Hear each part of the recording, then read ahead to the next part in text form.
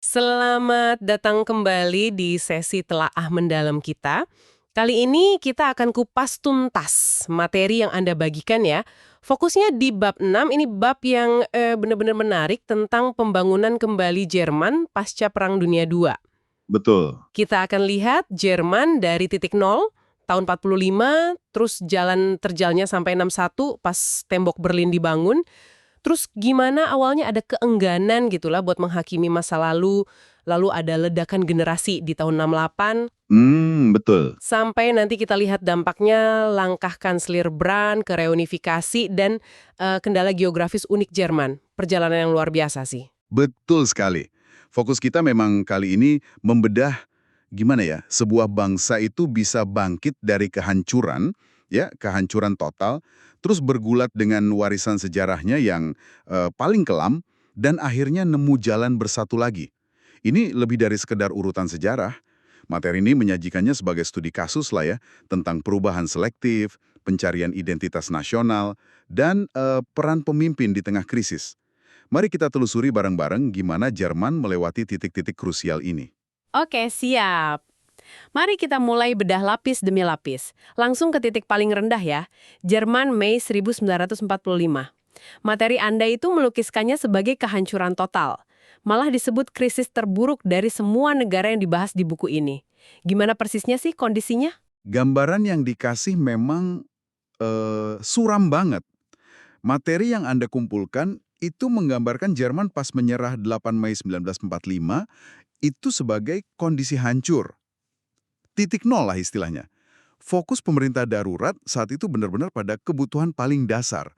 Kasih makan, kasih tempat tinggal buat puluhan juta orang yang kelaparan, kehilangan rumah, terus ya bersihin puing, mulai bangun lagi kota-kota yang hancur dibom, hidupin lagi ekonomi yang lumpuh total, dan yang nggak kalah penting ya, mendirikan lagi sistem pemerintahan demokratis setelah 12 tahun rezim Nazi, skalanya itu wah hampir nggak kebayang. Di tengah upaya raksasa buat sekedar bertahan hidup dan bangun lagi itu, materi Anda menunjuk fenomena menarik nih. Semacam penundaan kolektif gitu ya, dalam menghadapi masa lalu Nazi. Katanya kebanyakan orang Jerman saat itu cenderung lihat kejahatan Nazi cuma ulah segelintir elit jahat.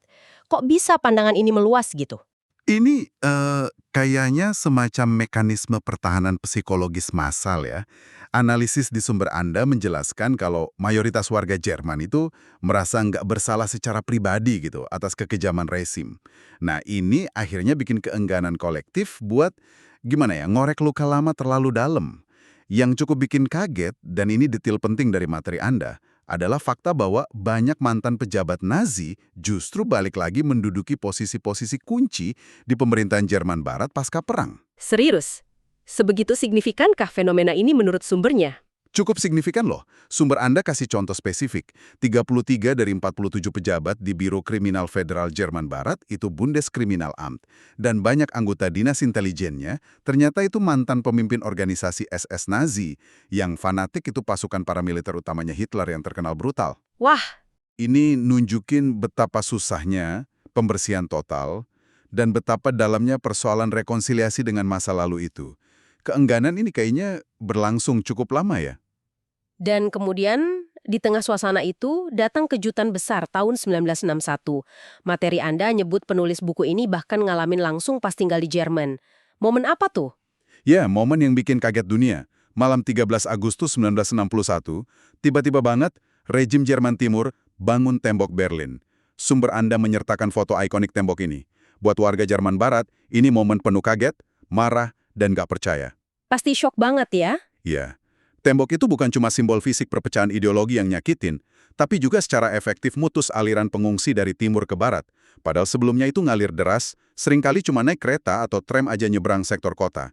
Tiba-tiba, blam, tembok. Jadi keengganan hadapi masa lalu Nazi ini jalan bareng sama perpecahan fisik negara. Lalu kapan titik baliknya? Kapan Jerman menurut materi ini mulai lebih serius dan terbuka gitu mengkonfrontasi warisan kelamnya? Sumber Anda menyoroti peran sentral seorang jaksa, namanya Fritz Bauer, di tahun 1960-an. Ini fase krusial banget. Meskipun ironisnya ya, banyak tuntutan hukum yang diajuin itu gagal di pengadilan. Pengadilannya menurut analisis sumber masih dipengaruhi pola pikir lama atau bahkan dipimpin hakim-hakim yang punya latar belakang Nazi. Tapi upaya Bauer yang nggak kenal lelah ini penting banget. Apa dampak utamanya dari kerja keras Bauer itu meskipun banyak kasusnya kandas di pengadilan? Dampaknya itu ke kesadaran publik. Lewat persidangan-persidangan itu, Bauer berhasil nunjukin ke publik Jerman secara detail dan berulang kali bahwa kejahatan Nazi itu bukan cuma perbuatan segelintir pemimpin jahat di puncak, bukan cuma Hitler dan lingkarannya, dia buktiin adanya keterlibatan massal dari tentara biasa, pejabat rendahan, dalam kejahatan kemanusiaan itu. Yang lebih bikin resah, banyak dari pelaku ini masih hidup, bahkan megang posisi terhormat di Jerman Barat waktu itu. Nah, pengungkapan inilah, menurut sumber, yang jadi salah satu pemantik utama ledakan protes mahasiswa di tahun 68. Materi Anda juga bikin perbandingan yang cukup tajam ya soal gimana Jerman akhirnya hadapi masa lalunya dibanding negara lain. Bisa dielaborasi dikit nggak? Ya, perbandingan ini menarik sih. Ditekankan bahwa cara Jerman, terutama setelah tahun 70-an ya, mengintegrasikan pengajaran soal kejahatan Nazi secara mendalam di sekolah, bangun memorial kayak di bekas kamp konsentrasi Dachau, itu sebuah anomali. Anomali gimana maksudnya? Sumbernya nyebut contoh kontras. Indonesia yang nggak ngajarin detail peristiwa pembunuhan massal 65, Jepang yang cenderung minimalisir pembahasan kejahatan perangnya di buku pelajaran, bahkan Amerika Serikat yang secara nasional nggak wajibin pengajaran detail soal kejahatan terhadap penduduk asli Amerika atau sejarah perbudakan. Dalam hal ini, Jerman jadi contoh ekstrim dari upaya penilaian diri yang jujur, walaupun prosesnya lama dan nyakitin banget pastinya. Pengakuan yang menyakitkan ini rupanya nggak datang gitu aja ya. Nah, ini bawa kita ke tahun 1968. Sumber menyebutnya tahun simbolik perubahan generasi di Jerman. Ada foto demonstrasi mahasiswa juga dari tahun itu. Kenapa tahun 68 ini begitu meledak di Jerman? Apa yang bikin unik dibanding protes mahasiswa di negara lain di waktu yang sama? Sumber Anda ngupas konsep Jerman yang khas, namanya Jahrgang atau angkatan kelahiran. Generasi Jerman yang lahir sekitar tahun 1945, nah, mereka inilah inti dari para demonstran 68. Mereka punya pengalaman hidup yang beda banget sama generasi orang tua mereka, yang umumnya lahir antara 1905 sampai 1925. Apa beda pengalaman fundamentalnya antara dua generasi ini? Generasi 45 ini tumbuhnya di era Wirtschaftswunder, keajaiban ekonomi Jerman Barat. Mereka nikmatin kemakmuran yang relatif ya, nggak ngalamin langsung trauma perang, kelaparan massal, atau indoktrinasi cuci otak ala Nazi kayak generasi ortu mereka. Sebaliknya, mereka lihat generasi orang tua mereka sebagai kelompok yang secara kolektif udah dukung atau setidaknya diam aja, patuh sama Hitler dan rejimnya. Jadi ada jurang pengalaman dan perspektif yang dalam banget. Jadi, pemberontakan 68 di Jerman ini bisa dilihat sebagai ledakan marah dan pertanyaan generasi muda ke generasi tua ya, soal keterlibatan atau minimal kepasifan mereka dalam kejahatan Nazi, yang detailnya baru mulai kebuka luas berkat orang kayak Bauer. Tepat sekali. Analisis di sumber ngelihatnya sebagai pemicu utama yang khas Jerman. Meskipun, ya tentu aja diperkuat isu-isu global yang juga bikin demo di Paris, Berkeley, di mana-mana. Perang Vietnam, sentimen anti-otoriter, kritik ke kapitalisme, gaya hidup borjuis. Tapi di Jerman, ini jadi konfrontasi yang personal banget dan pahit antara anak dan orang tua soal tabu terbesar bangsa, masa lalu Nazi. Para pemberontak bahkan nggak segan nyamain masyarakat kapitalis Jerman Barat saat itu dengan fasisme baru. Dan intensitasnya nggak main-main ya. Sumber nyebut insiden ikonik Beate Klarsfeld yang nampar Kanselir Kissinger karena masa lalu Nazinya. Gimana reaksi masyarakat luas waktu itu? Memang keras banget. Insiden Beate Klarsfeld itu, dia aktivis non-Yahudi, tapi suaminya Yahudi. Dan ayahnya meninggal di Auschwitz. Dia nampar Kanselir Kurt Kissinger sambil teriak Nazi di depan umum, karena Kissinger pernah jadi anggota partai Nazi. Itu benar-benar mengguncang. Pasti heboh sekali ya. Iya. Di sisi lain, kelompok konservatif Jerman melihat para demonstran muda ini dengan takut dan benci. Mereka dijuluki anak-anak Hitler, kayak inkarnasi baru, fanatisme, dan kekerasan gaya Nazi. Benar-benar bentrokan generasi yang penuh amarah dan trauma. Meskipun ada kekerasan dan radikalisme, ya, revolusi kekerasan yang diimpin sebagian kelompok 68 ini akhirnya gagal capai tujuannya secara langsung. Tapi, menurut sumber, semangat perubahan dan tuntutan buat konfrontasi masa lalu yang mereka usung itu justru banyak terwujud lewat jalur evolusi damai di dekade-dekade berikutnya. Menarik. Jadi setelah turbulensi hebat tahun 68 itu, gimana Jerman bergerak maju? Siapa atau apa yang memandu jalan ke perubahan yang lebih terstruktur dan akhirnya reunifikasi? Kepemimpinannya nandain perubahan signifikan. Kebijakan yang paling terkenal itu Ostpolitik, yaitu politik pendekatan diri ke Jerman Timur dan negara-negara blok timur lain. Ini pembalikan total dari kebijakan isolasi sebelumnya. Oh, jadi lebih membuka diri ya? Betul. Momen paling simbolis dari era Brandt, yang juga ada fotonya di materi Anda, itu pas dia secara spontan berlutut di depan monumen pemberontakan Ghetto Warsawa tahun 1970. Gestur ini dilihat sebagai pengakuan tulus dan mendalam atas penderitaan yang disebabin Jerman Nazi di Polandia. Sebuah gestur yang pasti kuat banget dampaknya saat itu. Apa konsekuensi praktis dari Ostpolitik ini dalam jangka panjang? Perjanjian-perjanjian yang dirintis Brandt, terus dilanjutin penggantinya, kayak Helmut Schmidt dan Helmut Kohl, itu secara bertahap buka lebih banyak kontak dan interaksi antara Jerman Barat dan Timur. Ini poin krusial yang ditekankan sumber. Warga Jerman Timur jadi makin gampang akses siaran TV Jerman Barat. Mereka bisa lihat sendiri beda jauhnya standar hidup dan kebebasan. Nah, ini pelan-pelan tapi pasti numbuhin benih-benih nggak puas sama rezim mereka sendiri. Jadi bisa dibilang Ostpolitik secara nggak langsung ikut nyemai kondisi buat reunifikasi ya, meskipun pemicu akhirnya datang dari luar Jerman. Persis. Sumber Anda ngejelasin dengan gamblang kalau katalis utama reunifikasi itu bukan tindakan langsung dari Jerman Barat, tapi serangkaian peristiwa eksternal. Dimulai pas Hungaria, secara mengejutkan, buka perbatasannya sama Austria bulan Mei 1989. Loh, Hungaria? Kenapa itu penting? Nah, ini bikin celah buat ribuan warga Jerman Timur buat kabur ke barat lewat Hungaria dan Austria. Eksodus massal ini ditambah gelombang protes damai yang makin gede, terutama di kota Leipzig, akhirnya ya menggoyang rezim Jerman Timur sampai ke fondasinya.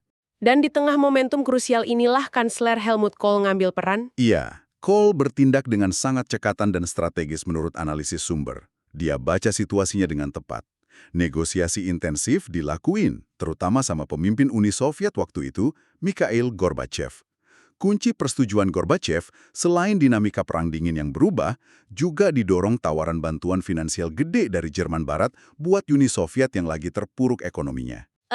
Oke. Ada deal di baliknya ya? Bisa dibilang begitu.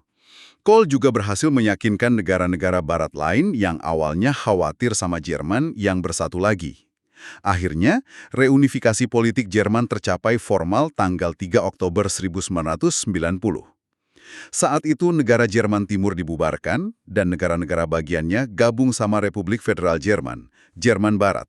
Nah, sekarang coba kita tarik benang merahnya pakai kerangka analisis krisis yang ada di buku sumber Anda. Sepintas, pengalaman Jerman pasca perang ini mungkin rasanya lebih kayak proses gradual yang panjang ya, beda sama krisis ledakan singkat kayak kedatangan Commodore Perry di Jepang atau kudeta Pinochet di Chili. Apa kerangka analisis 12 faktor krisis itu tetap bisa diterapin di sini? Ini pertanyaan penting. Sumber Anda berargumen bahwa meskipun ada aspek gradual, Jerman sebenarnya juga ngalamin serangkaian pukulan atau guncangan mendadak. Kehancuran total 45, pembangunan tembok Berlin yang tiba-tiba 61, terus ledakan pemberontakan mahasiswa 68. Jadi garis antara krisis gradual dan eksplosif itu nggak kaku-kaku amat, keduanya bisa berkelindan. Kerangka analisis krisis dengan 12 faktornya tetap relevan banget, dan Jerman justru jadi studi kasus ekstrim buat beberapa faktor kunci. Faktor mana aja tuh yang paling nonjol dalam kasus Jerman menurut analisis ini? Pertama dan mungkin paling fundamental ya, kendala geografis. Faktor nomor 12. Sumber benar-benar nekenin betapa terbatasnya ruang gerak Jerman karena lokasinya di jantung Eropa. Dikelilingi negara kuat. Secara historis, ini bawa banyak kerugian. Jadi medan tempur benua, kayak perang 30 tahun, terus proses penyatuan nasionalnya telat dibanding negara Eropa Barat lain, risiko konstan perang di dua front, pasca PD2, Jerman bahkan secara fisik dipecah sama kekuatan luar. Makanya, reunifikasi itu sangat bergantung sama momentum dan peluang eksternal, kayak runtuhnya blok Soviet dan keputusan Hungaria tadi, bukan semata-mata hasil kekuatan internal Jerman. Wah iya juga ya, lokasinya strategis tapi rentan. Betul. Dalam hal keterbatasan geografis ini, Jerman disamain sama Finlandia yang juga hidup di bawah bayang-bayang tetangga raksasa. Lalu gimana dengan mengasihani diri sendiri, faktor #2? Jerman kayaknya nunjukin dua wajah yang kontras banget ya, terkait faktor ini di dua periode beda. Iya, ini salah satu poin paling menarik di analisis sumber. Kontrasnya ekstrim banget. Setelah Perang Dunia I, Jerman itu kejebak narasi mengasihani diri sendiri. Merasa dikhianati, tusukan dari belakang, benci perjanjian Versailles sebagai kambing hitam semua masalah. Sikap ini, menurut argumen di sumber, ikut nyuburin kebangkitan Nazisme. Tapi, setelah Perang Dunia II, terjadi pergeseran dramatis. Secara bertahap, dan proses ini dipercepat banget setelah 68, Jerman mulai nolak narasi korban dan secara aktif ngakuin tanggung jawab kolektif atas kekejaman yang dilakuin atas namanya. Jadi menerima tanggung jawab itu justru jadi kunci ya? Iya, penerimaan tanggung jawab yang nyakitin inilah yang secara paradoks jadi fondasi hubungan yang jauh lebih sehat sama negara-negara tetangga sekarang. Pelajaran penting lah ya tentang dampak jangka panjang narasi nasional. Ini pasti terkait erat sama faktor kepemimpinan. Mengingat kerentanan geografis tadi, peran pemimpin jadi vital banget ya. Sangat vital. Sumber secara eksplisit garis bawahi ini dengan bandingin dampak para pemimpin Jerman. Pemimpin dengan penilaian realitas yang buruk, kayak Hitler, bawa Jerman ke jurang kehancuran total. Sebaliknya, pemimpin yang dinilai baik atau pragmatis, mainin peran kunci di titik kritis. Konrad Adenauer yang realis bangun lagi Jerman Barat dari puing. Willy Brandt yang berani mulai rekonsiliasi sama Timur. Helmut Kohl yang lihai manfaatin jendela peluang sempit buat reunifikasi. Bahkan Bismarck juga disebut ya. Iya, bahkan Otto von Bismarck di abad 19, arsitek penyatuan Jerman pertama, disebut sebagai contoh pemimpin realis. Sumber nekenin, meskipun dampak pemimpin mungkin lebih kelihatan di sistem otokrasi, kepemimpinan yang bijak dan realistis juga krusial dalam demokrasi, terutama pas hadapi krisis besar kayak perang atau potensi perpecahan. Dan kepemimpinan ini terutama pasca perang nyambung banget sama faktor penilaian diri yang jujur, faktor #7. Tadi Anda nyebut Jerman contoh ekstrim soal ini. Benar. Kedua faktor ini jalan bareng. Jerman pasca PD2 awalnya nunjukin keengganannya dalam penilaian diri yang jujur. Tapi, didorong figur kayak Fritz Bauer dan tekanan dari generasi 68, proses ini berkembang pesat. Akhirnya, Jerman melembagakan pengakuan masa lalu ini secara mendalam lewat kurikulum pendidikan, pendirian museum dan memorial, serta gestur-gestur politik tingkat tinggi. Ini jadi ciri khas Jerman modern yang bedain dia dari banyak bangsa lain. Jerman dalam hal ini menurut sumber. Sumber nilai rekonsiliasi Jerman, khususnya sama musuh bebuyutan historis kayak Perancis dan korban kebrutalan Nazi kayak Polandia, sebagai pencapaian yang luar biasa. Keberhasilan ini secara eksplisit dikaitin sama kesediaan Jerman buat secara tulus ngakuin dan minta maaf atas kejahatan masa lalunya. Gestur Brandt jadi simbol kuat proses ini. Ada perbandingannya lagi nggak sama negara lain? Ada. Sumber ini secara gamblang bandingin sama hubungan Jepang dengan Korea Selatan dan Cina, di mana kurangnya pengakuan serupa atas kekejaman masa perang terus jadi sumber ketegangan sampai sekarang. Oke. Lalu bagaimana dengan dinamika revolusi versus evolusi dalam lintasan sejarah Jerman modern ini? Jerman, menurut analisis sumber, udah ngelamin keduanya. Ada momen-momen revolusi yang gagal capai tujuannya langsung, kayak Revolusi Demokratik 1848 atau ledakan kekerasan kelompok radikal di sekitar tahun 68. Tapi, banyak dari tuntutan perubahan yang diusung di momen revolusioner itu, misalnya demokratisasi, konfrontasi masa lalu, itu kemudian tercapai secara bertahap lewat proses evolusi sosial dan politik yang damai di tahun-tahun berikutnya. Reunifikasi Jerman sendiri itu contoh klasik perubahan yang revolusioner dampaknya, tapi dicapai lewat proses evolusi politik dan diplomasi yang cermat, bukan lewat kekerasan. Terakhir nih, faktor nilai inti nasional, faktor #11. Di luar identitas bahasa dan budaya Jerman yang memang kuat ya, apa aja nilai-nilai inti yang bentuk Jerman modern pasca perang, seperti yang diidentifikasi di materi ini? Sumber menyoroti beberapa nilai inti yang dianggap sentral buat Jerman kontemporer. Ini mencakup komitmen kuat negara pada kesejahteraan publik, model negara sejahteraan yang mungkin kalau dari kacamata Amerika kelihatan kayak sosialisme. Ada penekanan kuat pada kepentingan bersama, Gemeinwohl istilahnya, yang kadang diutamain di atas hak individu absolut. Ini kelihatan dalam pendanaan publik yang gede buat seni, budaya, sistem kesehatan universal, pendidikan gratis atau terjangkau, infrastruktur berkualitas tinggi. Nilai-nilai ini dianggap bagian penting dari identitas Jerman modern yang secara sadar dibangun beda dari masa lalu yang kelam. Jadi kalau kita rangkum nih ya, perjalanan Jerman pasca perang ini sebuah epik yang kompleks banget. Dimulai dari kehancuran total, lewat fase penolakan dan penundaan yang canggung, terus konfrontasi pahit sama hantu masa lalu yang dipicu konflik antar generasi, dan akhirnya capai reunifikasi yang dulu kayaknya mustahil, yang sebagian besar dimungkinin sama perubahan konstelasi politik global. Ini benar-benar nunjukin gimana sebuah bangsa, biarpun lambat dan nyakitin prosesnya, bisa secara sadar milih jalur yang beda secara fundamental setelah ngalamin bencana nasional. Apa yang paling bikin takjub dari analisis di sumber Anda itu adalah gimana Jerman, negara yang begitu dibatasi geografi dan dibayangi salah satu kejahatan terbesar sejarah manusia, berhasil secara fundamental mengubah narasinya tentang diri sendiri. Dari potensi besar buat kejebak sindrom korban dan nyalahin pihak luar, mereka secara bertahap gerak ke arah pengakuan tanggung jawab yang aktif dan terlembaga atas masa lalunya.